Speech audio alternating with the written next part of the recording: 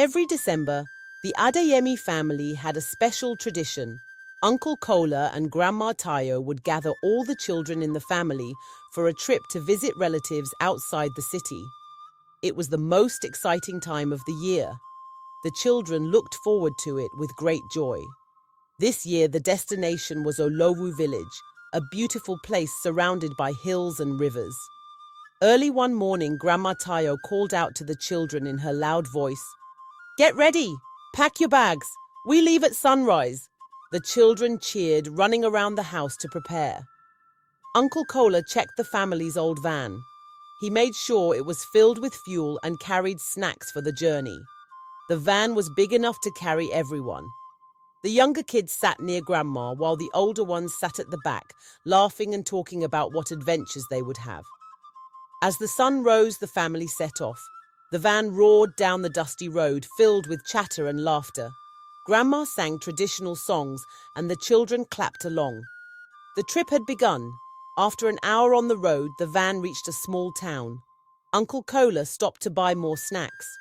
While he was at the shop, a tall man with a long white beard walked up to Grandma Tayo. He wore old tattered clothes and carried a wooden staff. His voice was deep and serious. "Mama," he said, "this journey of yours, be careful. The road ahead is not safe." Grandma Tayo frowned. "What do you mean? What danger is ahead?" The man shook his head. "I cannot say. Just pray and be watchful." Then, without another word, he walked away, disappearing into the crowd. When Uncle Kola returned, Grandma told him about the man's warning. Uncle Kola laughed. "Mama, don't worry. The road is fine. People like him love to scare others."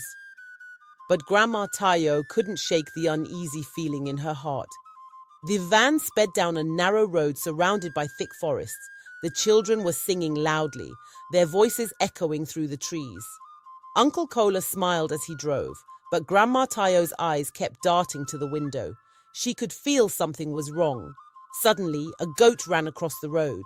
Uncle Kola swerved the van to avoid it. The tires screeched loudly and the van skidded off the road. It hit a large rock and tipped over, rolling down a steep hill. The children screamed as the van crashed into the trees and came to a stop. When the dust settled, there was silence. Uncle Kola was unconscious, and the van's front window was shattered. Grandma Tayo was alive, but she was bleeding from her forehead. Some of the children were crying, but others were silent, too hurt to speak. Grandma Tayo crawled out of the van, her hands trembling. She turned back to see some of the children lying still. Tears rolled down her cheeks as she realized some of them were no longer breathing. "Help! Somebody help us!" she shouted into the forest. But there was no answer. Night began to fall, and the forest grew colder.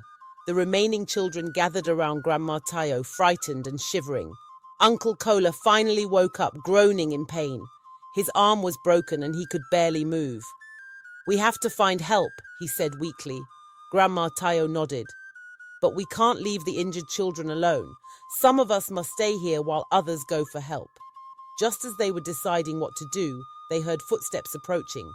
Out of the shadows came 3 men carrying lanterns. Their faces were hidden by scarves, and they spoke in low voices. "You're not safe here," one of them said. "This forest is dangerous at night."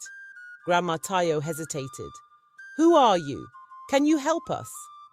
The men didn't answer her question. Instead, one of them pointed deeper into the forest. "Follow us. We know a place where you can rest." Uncle Kola shook his head. "We can't trust them. How do we know they won't harm us?" But the children were cold and scared. Grandma Tayo decided to take a chance. "Lead the way," she said cautiously. As they followed the men into the darkness, the children held tightly to Grandma's hands. The forest was silent except for the sound of their footsteps. Somewhere in the distance, a strange howl echoed through the trees. Grandma Tayo whispered a prayer under her breath, hoping they had made the right choice. The next morning, the group set out again. The strangers had given them directions to a nearby village where they could get help. Uncle Kola, though injured, insisted on driving the van slowly. As they drove through the dense forest, The road became narrower and more treacherous. Suddenly, the ground beneath the road started to crumble. A landslide had begun. Uncle Cola slammed the brakes, but the van slid dangerously close to the edge of a steep drop. The children screamed, clutching each other. Grandma Tayo closed her eyes and prayed loudly, "Lord, save us." Just as the van tilted, it came to a stop, balanced precariously on the edge. A truck appeared behind them, carrying workers who quickly rushed to help. Together, they pushed the van back to safety. The workers assured them that the worst of the road was now behind them and guided them safely to the village. "God is with us," Grandma Tayo said, wiping tears from her eyes as she hugged the children tightly. When they finally arrived at Olawu village, the family was greeted warmly by relatives. The peaceful village, with its green hills and sparkling river, was a welcome sight. The children quickly forgot their fear and began to play, running around and exploring the area. Grandma Tayo sat with Uncle Kola under a tree, watching the children. "It's moments like this that remind me why our tradition is so important," she said. "Family is everything." Uncle Kola nodded. "You're right, Mama. We've been through so much, but we're still together." The family spent the next few days enjoying the village, eating delicious meals and sharing stories.